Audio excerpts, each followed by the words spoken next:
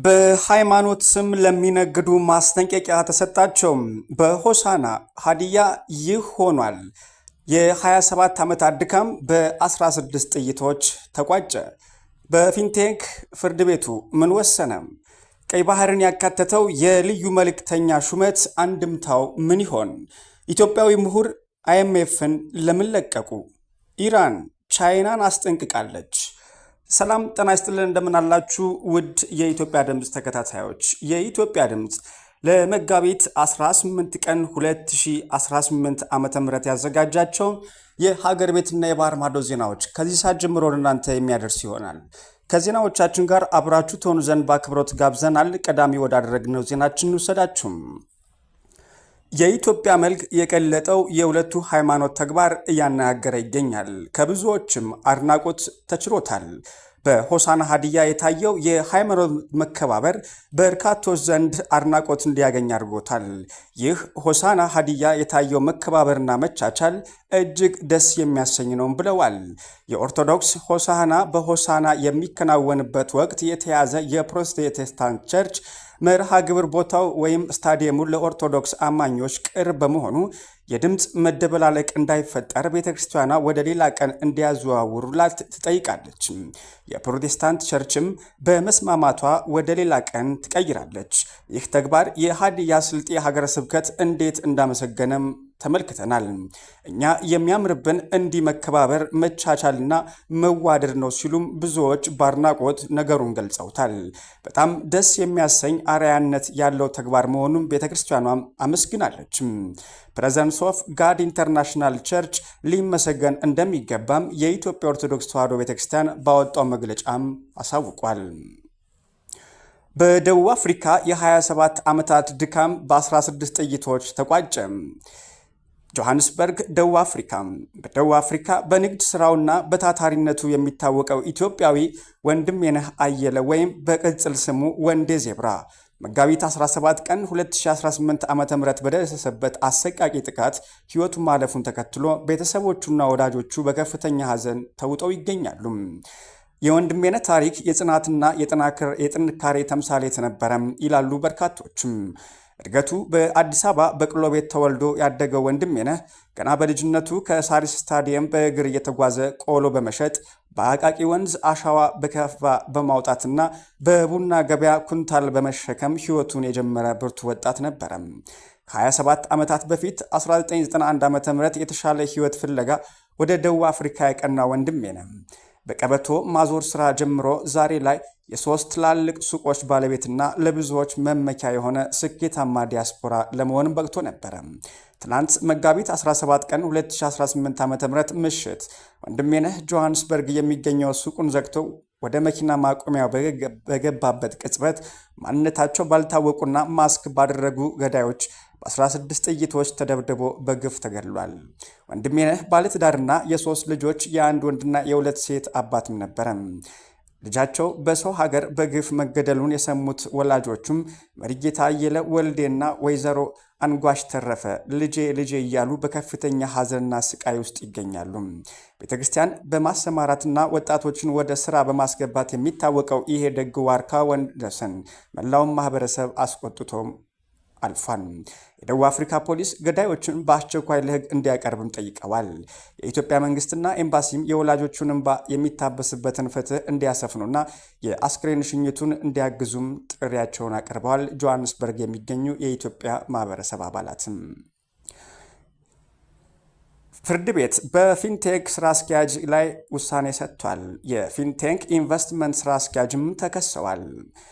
ተጽዕኖ ፈጣሪዎችን ማስታወቂያ በማስነገር የኤሌክትሪክ ተሽከርካሪዎች እናስረክባለን በማለት ከ600 ሚሊዮን ብር በላይ ከተበዳዮች የሰበሰበው ፊንቴክም ስራ አስኪያጅ የሆነው ዳንኤል ዮሐንስ ክስ ተመስርቶበታል።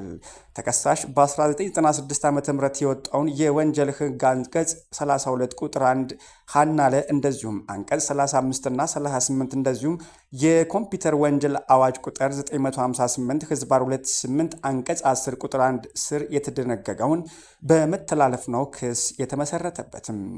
ተከሳሽ ለጊዜው ካልተያዙ ተጠርጣሪዎች ጋር በመሆን ኮምፒውተርን ወይም የኮምፒውተር ስርዓትን በመጠቀም አሳሳሽ ዳታ በማሰራጨት ራሳቸውን በመሰወር ወይም መግለጽ የሚገባቸውን ነገር በመደበቅ ወይም የሌላውን ሰው የተሳሳተ እምነት በመጠቀም ሌላውን ሰው አታለው የተበዳይን ጥቅም የሚጎዳ ድርጊት እንዲፈጸም ለማድረግ በማሰብም ለመፈጸም ባደረጉት ስምምነት መሰረትም የወንጀል ድርጊት መፈጸማቸውን አቃቤ ሕግ በክስ ዝርዝሩ ላይ አመላክቷል። በመረጃው መሰረት ከ5000 በላይ የሚሆኑ ግለሰቦች ተከሳሽና የተከሳሽ ድርጅት በተለያዩ በመንግስት በግልና በማህበራዊ ሚዲያዎች የተሰራጨውን ማስታወቂያዎችን በመመልከት ወደ ድርጅቱ የሄዱ የግል ተበዳዮች በዱቤ ሰርታችሁ ትርፋማ የምትሆንበትን ታክሲ ገንዘቡን በከፈላችሁ በ3 ወር ውስጥም እናስረክባችኋለን በማለት 60,000 ብር ለመመዝገቢያ ከመኪናው ጠቅላላ ዋጋም 25 በመቶ ወይም 247500 ብር በድርጅቱ አካውንት ላይ ገቢ እንዲያደርጉ በማድረግ የግል ተበዳዮች እምነት እንዲጥሉባቸው ለማድረግና በረቀቀ መንገድ ወንጀሉን ለመፈጸም እንዲያመቻቸው ውል በማርቀቅና በድርጅቱ በተረቀቀው ውል ላይ እንዲፈርሙ ማድረግ የሚል በክሱ ላይ ተገልጿል። ከዚህ በተጨማሪም የመኪኖቻቸውን ሻንሲና ሞተር ቁጥር ስለመጣ ፊርማችሁ ውሰዱ በማለትም ከሄሎ ታክሲ ከሚል ድርጅት የሞተርና ሻንሲ ቁጥር ላይ ፈርመው እንዲወስዱ ካደረገ በኋላም ከ600 ሚሊዮን ብር በላይ ተቀብሎ መኪናውን ሳያስረክብ ድርጅቱ ዘግቶ መሰወር በክሱ ላይ ከተነሱ ጉዳዮች መካከል ይገኙበታል። ተከሳሽ ግርማይ ገብረ ሚካኤል ከተባለው አስካል የተባለውን ድርጅት በማቋቋም በድርጅቱ ስም በ2002 ዓ.ም በተካሄደው የዓለም ዋንጫ ጨዋታ ላይ በርካታ ኢትዮጵያውያን እንዲታደሙ ወደ ደቡብ አፍሪካ እልካቸዋለሁ በማለት ብር በመቀበል ተሰውሮ በኢንተርፖል የተያዘ ለጊዜው ካልተያዘው ግብረ አበሩ ጋር በመሆንም ከዚህ በፊት ከላይ የተፈጸሙና ከላይ የተገለጹትን ወንጀል በሰፊው ለመፈጸም በህጋዊ በንግድና ውል ሽፋን ስም በተለምዶ የነጭ ኮሌታ ሳይበር አታላዮች የሚፈጽሙት ወንጀል ለመፈጸም እንዲያመቻቸው ፊንቴክ ኢንቨስትመንት ኃላፊነቱ የተወሰነ የግል ማህበር የተባለውን ድርጅት በተሽከርካሪዎች አስመጪነት በተሽከርካሪዎች መለዋወጫ መቆጣጠሪያና መሳሪያዎችና ጌጣጌጦችን አስመጪነትና የተሽከርካሪዎች ከአካላት ጋር ተሳቢዎች አስመጪነት 7 ሚሊዮን ብር ካፒታል በማቋቋም ከአዲስ አበባ ንግድና ኢንዱስትሪ ቢሮ በግንቦት 3 ቀን 2016 ዓ.ም የንግድ ፍቃድ ያወጡ መሆኑን በክሱ ላይ ተመላክቷል። የኦሮሚያ ባህል ማዕከልም በስካይላይት ሆቴል በመስቀል አደባባይና በወዳጅነት አደባባይ እንዳስረከቡ የሚያሳይ ቪዲዮና ፎቅ በመልቀቅም በማሳየት እስካሁን ከ450 በላይ መኪናዎች ለተመዝጋቢዎች ያስረከበ መሆኑን አሁንም ለደንበኞቻችን ለማስረከብ ወደ 400 መኪኖች ወደ ሀገር ውስጥ ላይ ያጓጓዝን እንገኛለን ኑ እና ከፍለው ቀሪውን 950 ሺህ ብር ያለ ወለድ እየከፈሉ የመኪና ባለቤት ይሁኑ።